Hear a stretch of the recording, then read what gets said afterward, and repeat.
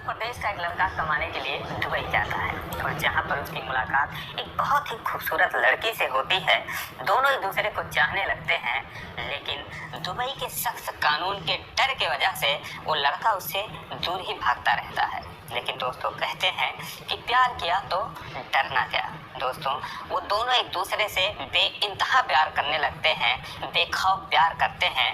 लेकिन एक गाना बना है कि परदेशियों से ना आँखियाँ मिलाना, परदेशियों को है एक दिन जाना। दोस्तों उस लड़के का घर जाने का वक्त आ जाता है और वो अपने गांव इंडिया आ जाता है। लेकिन दोस्तों एक और गाना है कि सात समंदर पार में तेरे पीछे पीछे आ गई, ओ जुल्मी मेरे यार तेरे कदमों के नीचे आ गई। दोस्तों वो लड़की अपने छोटी बहन के साथ दुबई से इंडिया आती है उसकी तलाश करने के लिए।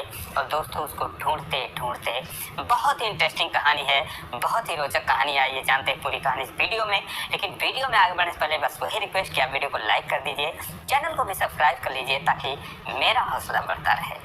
दोस्तों उत्तर प्रदेश के बस्ती जिले के थाना दुबौलिया का एक गांव रामनगर का एक लड़का राजकुमार 3 साल पहले कमाने के लिए दुबई जाता है। दोस्तों वो कुकिंग के काम के लिए जाता है। चूँकि जो कुकिंग का काम होता है, कुकिंग मतलब खाना बनाने का जो काम होता है, आमतौर पर महिलाएं करती हैं।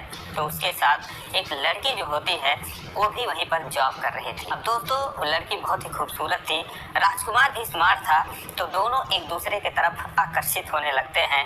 लेकिन दोनों को एक बात का हमेशा डर सताता रहता था, खास तौर से राजकुमार को। दोस्तों आपने सुना होगा कहीं ना कहीं कि जो गल्फ कंट्री है, दुबई हो, सऊदीया हो, दोहा, कतर हो, अन्य जो इस्लामिक देश हैं, उनका कानून भारत के कानून से कहीं ज़्यादा सख्त है।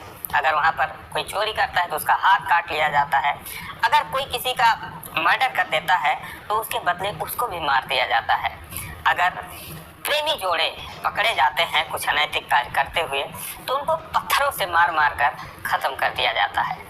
यही जो है राजकुमार भी अपने जीवन में बचपन से यही सुनता आ रहा था।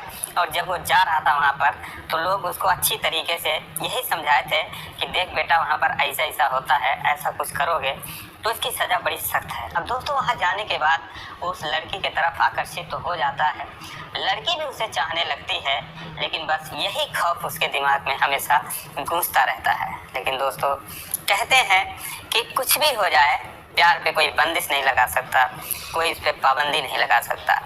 वो धीरे धीरे उस लड़की से हाय हेलो करने लगता है, वो लड़की भी जो है उसको हाय हेलो करने लगती है। फिर दोनों एक दूसरे से बातें करने लगते हैं। अब चूंकि दोनों का काम एक ही जगह पे था तो कभी ना कभी एक उंगली से राजकुमार उसको टच कर लिया करता था, फिर 2 उंगली, और फिर एक दिन किचन के दरवाजे के पीछे उसका हाथ पकड़ लेता है और जरा सा इशारा करता है। वो लड़की भी उसके सीने से लग जाती है। राजकुमार और वो लड़की दोनों एक दूसरे से प्यार का इजहार करते हैं। तो उसके बाद उन दोनों के दिल में एक दूसरे के लिए बहुत ज़्यादा गहरा प्यार उमड़ पड़ता है। लेकिन चूंकि उनको इस बात का हमेशा खौफ रहता था कि कहीं कोई कैमरा ना लगा हो, कहीं हमारी बातें लीक ना हो जाए, कहीं से कोई देख ना रहा हो, तो इसलिए वो अपने प्यार को बहुत ही मर्यादित तरीके से आगे बढ़ाते रहते हैं। इस बीच में दोस्तों कितनी बार उन लोगों का दिल मचला, इस बीच में न जाने कितनी बार उन लोगों का मन किया कि काश इससे ज़्यादा मौका मिले। लेकिन दोस्तों वो दोनों ही मन मार के रह जाते थे, क्योंकि उन लोगों को यही डर था कि पकड़े जाएंगे तो पत्थर से मारे जाएंगे। दोस्तों इसका भी उन लोगों ने रास्ता ढूंढ लिया और डरते डरते एक वकील के पास गए, उससे राय मशवरा किए। तो उसने बोला कि तुम लोगों की एज जो है 21+ है, तुम दोनों एक दूसरे के साथ रह सकते हो, लिव इन में रह सकते हो, कोई दिक्कत नहीं है, क्योंकि एक दूसरे के सहमति से आप लोग रह रहे हो तो रह सकते हो। अब दोस्तों उन लोगों ने कुछ दिन एक साथ गुजारा और बहुत ही अच्छे तरीके से गुजारा। लेकिन धीरे धीरे 3 साल बीत गया और अक्सर दुबई या सऊदीया या कभी कमाने जाते हैं तो 2 साल या 3 साल में वो घर वापस आते हैं। दोस्तों राजकुमार का भी समय आ चुका था कि वो अपने गांव वापस आए, उसका टिकट हो जाता है और वो दुबई से हिंदुस्तान आ जाता है।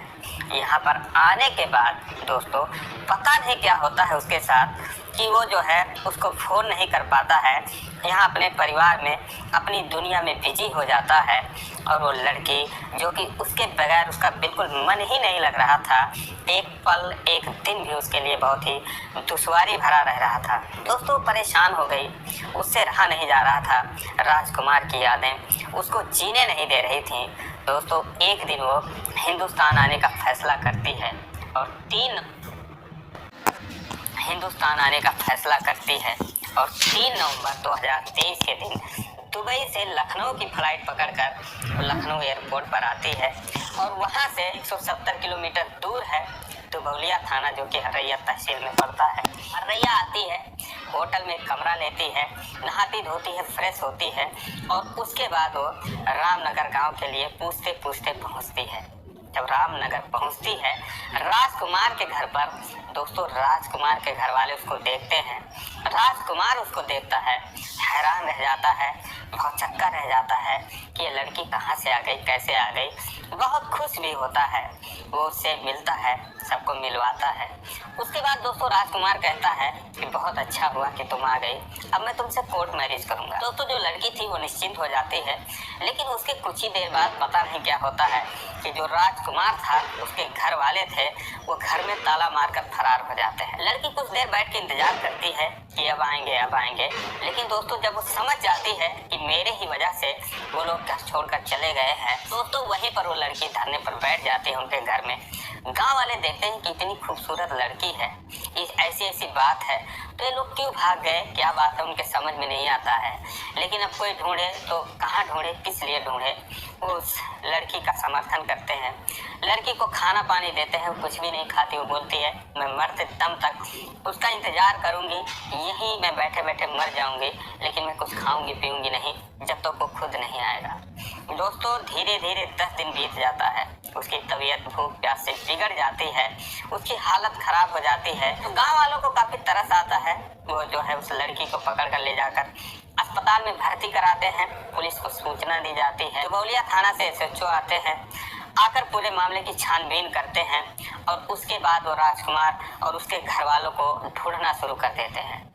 दोस्तों अभी तक ये नवंबर 2023 के लास्ट तक की बात है, दिसंबर बीत गया, 2024 जनवरी लग गया, लेकिन अभी तक उन लोगों का पता नहीं है कि वो कहाँ है, किस रिश्तेदार के घर में हैं, क्यों भाग गए हैं। लेकिन पुलिस भी कह रही है कि जब तक उनको ढूंढ कर लाएंगे नहीं, इस लड़की को इंसाफ दिलाएंगे नहीं, तब तक हम भी चैन से नहीं बैठेंगे।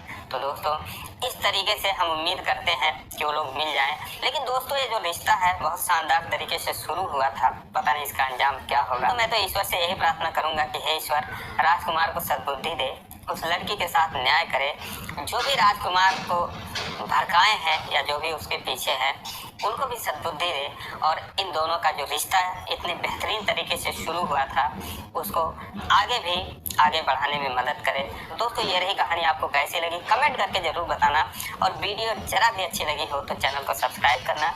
फिर